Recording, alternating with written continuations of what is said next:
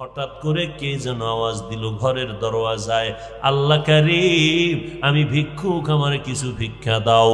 স্বামী বেচারা ডাক দিয়া কয়, এখন মেজাজটা কেমন লাগে? ও স্ত্রী কি করা যায়? কয় কিছু ভিক্ষা দিয়া দাও। কয় দিব না। কেন দিবা না? আমার আব্বাকে দেখছি কোনোদিন সাইল রে ফিরাইয়া দেয় নাই। আল্লাহর আইন হলো, ও বান্দা, ওয়া আম্মাস সাইলা ফালা তানহার, সুয়ালকারী ভিক্ষুকের কখনো ধমক দিবি না, খবরদার। পারো না ক্ষমা চাইয়া বিদায় দাও, ধমক দিবা না, কারণ মাজলুমের চোখের পানির বরদোয়া জাগায় কবুল হয়ে যায়। নাফরমান বান্দা স্ত্রীর কথা কানে না দিয়া স্ত্রীকে বলে, তোমার এত দরদ কেন? তুমি দিয়া দাও, আমি দিব না। স্ত্রী বলে, না, খালি হাতে ফিরাইয়া দিও না, তুমি তো তারে কোটি টাকা দিবা না, সামান্য দিবা, দিয়া দাও। স্ত্রীর কথা স্বামী না শুনিয়া মেজাজটা কেমন যেন গরম হয়ে গেল। গরম মেজাজ নিয়া দরজার কিনারায় দাঁড়াইয়া ভিক্ষুকের ইচ্ছা রকম গালাগালি করল, রে বেহায়া বেয়াদব, যে কোনো সময় এসে দরজায় দাঁড়াও, লজ্জা করে না? বের হয়ে যায় এখান থেকে, না হয় ঘাড় ধাক্কা দিয়া বের করে দিব। এইভাবে ধমকাইয়া যখন বিদায় দিল, ভিক্ষুকটা চলতেছে বাড়ির দিকে, আর চোখের পানি বেয়ে বেয়ে পড়ে গাল ভিজে যাচ্ছে। আর আসমানে তাকাইয়া ডাক দিয়া বলে, মালিক আমি গরিব মানুষ, তুমি আমারে বানাইছো, আমারে ভিক্ষা দিতে পারবে না? বললেই তো হয়ে যাইতো, আমারে কেন গালাগালি করলো? তোমার কাছে বিচার চাই, এই জমিনে আমগো গরিবের বিচার কেউ করবে না, তুমি আসমান থেকে বিচার করো। আল্লাহ কয়, অন্যায় করলে ছাড় দিব, কিন্তু সীমা লঙ্ঘন করলে আর ছাড় নাই। জমিনের মধ্যে আমি জায়গায় বিচার শুরু করব। মদিনার নবী বলেন, দুইটা গুনাহ এমন আছে যেই দুইটা গুনাহ করলে শাস্তি দুনিয়াতেই শুরু, মরার পরে নয়। একটা গুনাহ হলো জুলুম, দ্বিতীয় গুনাহ হলো মা বাবার সাথে বেয়াদবি। মা বাবার সাথে যদি বেয়াদবি করো, শাস্তি হবে দুনিয়ায়। আর যদি কারো উপরে জুলুম করো, নিজের উপরে জুলুম, আল্লাহর উপরে জুলুম। আল্লাহর উপরে জুলুম মানে বলে শিরিকের গুনাহ করা, আল্লাহর সাথে জুলুম করা, অন্যান্য মাখলুকতের সাথে জুলুম করা। যদি জুলুম করো রে বান্দা, তোমার নাম হবে জালেম। যার উপরে জুলুম করবা তিনি হবেন মাজলুম। মাজলুম যখন চোখের পানি ছেড়ে বরদোয়া করবে, সাথে সাথে আরশে আজিমের মধ্যে পৌঁছে যায়, মাঝখানে কোনো পর্দা থাকে না। ভিক্ষুকের চোখের পানি আরশে আজিমের মধ্যে গিয়া ধাক্কা লাগায় দিল। এই ধাক্কায় আল্লাহর আযাব নেমে আসলো এই বেঈমানের উপরে। এত সুন্দর স্ত্রীর পরামর্শ না মানিয়া এই বান্দা স্ত্রীর সাথেও খারাপ ব্যবহার। স্ত্রী কয়, তুমি ভিক্ষুকটারে এমনি ফিরায় দাও, গালাগালি করলা কেন? এবার স্ত্রীকে অকথ্য ভাষায় গালি দিয়ে কয়, তাড়াতাড়ি গাট্টি ডাল, তোর বাবার বাবি তুই চলে যা, এই জমিনে মাইয়ার অভাব নাই, তোর মতো বউ আমার দরকার নাই, তোরে আমি তালাকের সিগন্যাল দিয়ে দিলাম, বাড়ি চলে যা। আরে মাইয়ার অভাব নাই, ডানা কাটা ফরির অভাব নাই, জাতের মাইয়ার বহু অভাব। জাতের মাইয়া অভাব আর অভাব। আল্লাহর বান্দিকে যখন তালাকের সিগন্যাল দিয়ে দিল, আল্লাহর বান্দি চোখের পানি ছেড়ে কান্না করে আর বলে, হে মালিক, এই কি আমার জীবনের পাওনা? আমিও আজ মাজলুম হয়ে গেলাম। স্বামীর সাথে তো বেয়াদবি করি নাই, তুমি কুদরতের ফয়সালা দাও, কোথায় যাব রে মালিক? মাইয়া যতই জাতের মাইয়া যারা, ওরা চায় জীবনে মইরা যাব, তারপরও বিয়া হবে, জীবনে একটা কলঙ্কের দাগ আমার কপালে নিব না। জাতের মাইয়া যারা, আর যেটি অজাত, এটির কোনো হিসাব নাই।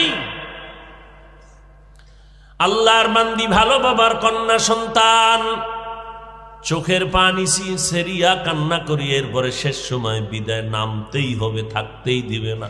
আল্লাহর বান্দি বিদায় নিয়ে বাবার বাড়ি চলে গেল কান্না কণ্ঠ নিয়ে। আব্বা জান, আমার কপাল বুঝি খারাপ হয়ে গেল। আল্লাহ কয়, তোর উপর পরীক্ষা, ধৈর্য ধারণ কর। আল্লাহর বান্দা মেয়েটাকে ডাক দিয়ে কয়, ধৈর্য ধারণ করো। আল্লাহর বান্দি ঘরের মধ্যে আছে, এখন বাবার ঘরে থাকে, আল্লাহর কাছে নামাজের মুসাল্লায় বৈশা কান্না করে, কোরআনের তেলাওয়াত করে, আর আল্লাহর কাছে বলে, আল্লাহ তুমি দয়া করে আমাকে মাফ করে দাও। আর একজন জীবনে যদি স্বামী থাকে, তুমি নেককার স্বামীর ব্যবস্থা করে দিও আল্লাহ। এক বছর পরে অন্যত্র বিয়া হয়ে গেল। এবার স্বামীটা পাইল খুব ভালো, ভালো স্বামী পাইয়া সুন্দর জীবনের ফুলের বাগানের সংসার চলতেছে। একদিনের ঘটনা ঘটতে লাগলো, ঠিক ওই ভিক্ষুকের ওই জালেমের বাড়ি বসে যেমন কথা বলতেছিল, দুপুরবেলা স্বামী আর স্ত্রী খানা খাইয়া মধুর আলাপে ব্যস্ত ছিল। হঠাৎ আগের মতোই দেখে বাড়ির দরজায় একজন ভিক্ষুক আইসা ডাক দিয়ে কয়, আল্লাহ কারীম আমারে ভিক্ষা দাও, আমারে ভিক্ষা দাও। আমার স্ত্রী ডাক দিয়া কয়, কথাটা শুই না। আমি আমার স্বামীকে বলতে যাবো, এর মধ্যে দেখি স্বামী কয়, বিবি কথা বন্ধ করে দাও, আমার ঘরে ভিক্ষুক আসে নাই, আল্লাহ পাকের একজন মেহমান এসে দাঁড়ায় গেছে, একটু সময় দেও, আমি মেহমানদের মেহমানদারি করাই। দরজাটা খুলিয়া ডাক দিয়া কয়, চাচা বুড়া মানুষ আসেন, এই দুপুর বেলার টাইম গড়াইয়া গেল, খানা খেয়েছেন? বলে না। বসেন ঘরের মধ্যে বসাইয়া, সামনের দরজা দিয়ে খুলিয়া বসাইয়া। এবার স্ত্রীকে কয়, বিবি খানা দানা যা আছে দাও, খানা খায় না নাকি? আজকেও খায় নাই। বলে 3 দিন পর্যন্ত এই ভিক্ষুকটা না খাইয়া কাঁদতেছে, এবার যা পারো দাও। ঘরের থেকে খানা দিলাম, খানা দিয়ে ভিক্ষুকটার সামনে বসে বসে খাইতেছে। আল্লাহর বান্দি হঠাৎ করিয়া অজান্তে পর্দার আড়াল থেকে একটা নজর ভিক্ষুকের দিকে পড়ে গেল।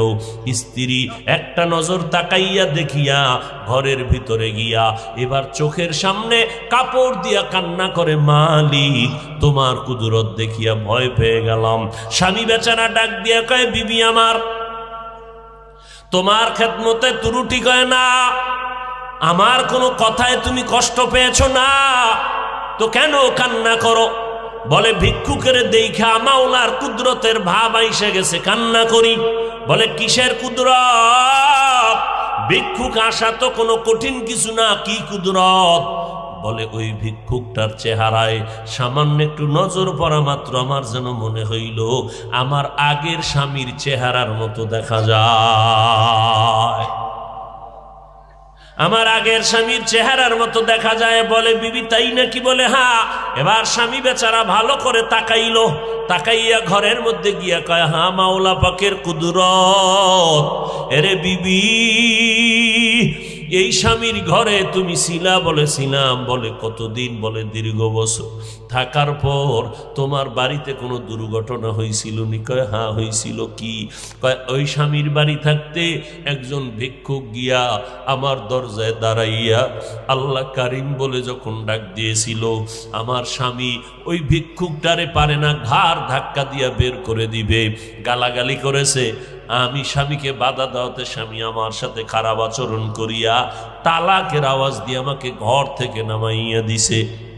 স্বামী বেচারা কয়, আল্লাহ পাকের কুদরত বড় কঠিন, তোমার মতো একটা নেককারিনী স্ত্রী পাইয়া ওই বেঈমানের জালেম ধইরা রাখতে পারে নাই। ওই জালেম তোমার সাথে জুলুম করলো, ভিক্ষুকের সাথে জুলুম করলো। মাওলার কুদরতের কারিশমা কত বড় কঠিন। ওই দিন যে ভিক্ষুকের সাথে খারাপ আচরণ করেছিল, তোমার মতো একটা ভালো স্ত্রী পাইয়া তোমার সাথেও জুলুমা করেছে, শুকর আদায় করে নাই। আমার আল্লাহ কুদরতের দরজা দিয়া ওই ভিক্ষুকের চোখের পানি কবুল করে নিয়েছে। আল্লাহ তাআলা তোমার স্বামীর ঘরে গিয়া হালকা একটু চাউল পাইতো, ডাল পাইতো, এটা দেয় নাই। কিন্তু আমার মাওলার কাছে চাইলে কি না পাওয়া যায়। ওই ভিক্ষুক যখন কান্না করেছিল, আল্লাহ তুমি মেহেরবানি করে বিচার করো। আল্লাহ ফয়সালা করলো, আমি আল্লাহ তোরে চাউল দিব না, ডাল দিব না, কি দিব দেখ।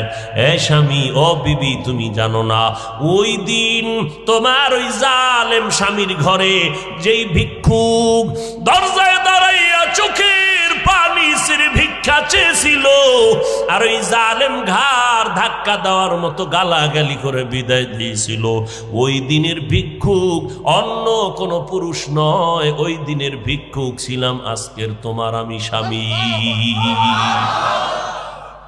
আমি ছিলাম সেই দিনের ভিক্ষুক।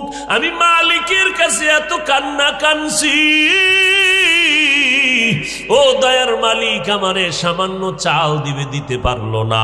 আল্লাহ কয় তোরে চাল দিব না, আমি আল্লাহ তোর কান্নার কারণে চালের মালিক শুদ্ধা তোরে হাদিয়া দিয়ে দিব। আজকে আমার চাল দেয় নাই, ওই ঘরের মালিক, ওই ঘরের রত্ন তোমার মতো নেককারিনী বিবি আল্লাহ আমাকে হাদিয়া দান করেছে। শুকরে নেমত নেমত আফজু কুনাত, কুফরে নেমত আজকাফত বীরু কুনাত, হামদুল্লাহ শুকর লাকায়া জুলমিনান হাজরিয়া নাজরি বর হালেমান। লা ইন শাকারতুম লা আযীদান্নাকুম। ও বান্দা নেয়ামতের শুকর আদায় করো, সুস্থতাকে নেয়ামত মনে করো। অসুস্থ হওয়ার আগে অসুস্থ রোগীটার কাছে গিয়া দেখ সুস্থতার দাম কত। যার চক্ষু নাই তার কাছে গিয়া দাঁড়াও, দেখো তার কাছে চোখের দাম কত। পঙ্গু হসপিটালে গিয়া দেখো তোমার আমার মতো কত বান্দার পাও রড দিয়া টানা দিয়া রাখছে, কারো হাত নাই। পঙ্গু হসপিটালে ঢুকে দেখবা আমার মাওলা পাকের কুদরত কত কঠিন। আর দুনিয়াতে যত বড় নেয়ামত আছে এর মধ্যে বড় নেয়ামত আমার আল্লাহর দেওয়া হেদায়াত। আর এই জমিনের মধ্যে বড় নেয়ামত আমার সুস্থতা, এই জমিনের মধ্যে বড় নেয়ামত আমার হায়াত। এত সুন্দর হায়াত পাইয়া বান্দা যৌবন থাকতে কেন এই যৌবনটাকে আল্লাহর কাছে ব্যয় করো না? সময় থাকতে ব্যয় করো, বুড়া হইয়া গেলে আর পারবা না রে বাবা। আর তুমি চেষ্টা করলেও হবে না। আল্লাহর কাছে তওবা করো, আল্লাহর নেয়ামতের কদর করো। ও যুবক, আল্লাহর নেয়ামতের যৌবনটাকে কাজে লাগাও, গুনায় ব্যয় করিও না। আফসুস করলে কিন্তু আর পাইবা না। ভালো বিবি যারা পাইছেন স্বামীর জন্য দোয়া করে, এমন বিবিকে আপনি খেদমত করেন, দোয়া করেন, আল্লাহর কাছে শুকর আদায় করেন। এর সাথে খারাপ আচরণ যেন না হয়। একজন ভালো বিবির থেকে ভালো সন্তান আসবে। সন্তানটারে কোরআন পড়ান। যারা সন্তান পায় না কত কান্নাই না কাঁদতেছে। আল্লাহ আপনাদের সন্তান দিছে গাঞ্জা খাওয়ার জন্য না, সন্তানটারে মদ পান করাইয়া গাঞ্জাখোর বানাবেন, মদখোর বানাবেন এই জন্য না, চোর ডাকাত বানাবেন এই জন্য না। সন্তানটাকে ডাক্তার বানান, তবে আদর্শওয়ালা বানাইয়েন। আপনার সন্তানের ইঞ্জিনিয়ার বানাইবেন, আপনার সন্তানটাকে প্রফেসর বানাইবেন, তবে অনুরোধ বেয়াদব বানাইবেন না। অনুরোধ আপনার সন্তান ডাক্তার হবে, ইঞ্জিনিয়ার হবে, তবে কোনো আলেমের সাথে যেন খারাপ আচরণ না করে, মুরব্বীর সাথে যেন বেয়াদবি না করে। আপনার সন্তানের যা বানান আলহামদুলিল্লাহ, তবে বেয়াদব বানাবেন না, চরিত্রহীন বানাবেন না। আমার যুবক ছেলেটা কিন্তু বন্ধু বান্ধবের আড্ডায় ভরিয়া তার চরিত্র নষ্ট হচ্ছে। অতএব সন্তানটাকে আপনি বাবা হইয়া গাইডে রাখেন, আপনি পেছন থেকে তাকে গাইড দিতে থাকেন। 5 বেলার নামাজি বানান। আলেম ওলামাদের কাছে নিয়ে নিয়ে মাঝে মাঝে দোয়া নেন, দোয়া নেন, কাজে লাগবে। হুজুর পাইলে দোয়া নিবেন, আমার সন্তানটার হেদায়েতের দোয়া করবেন।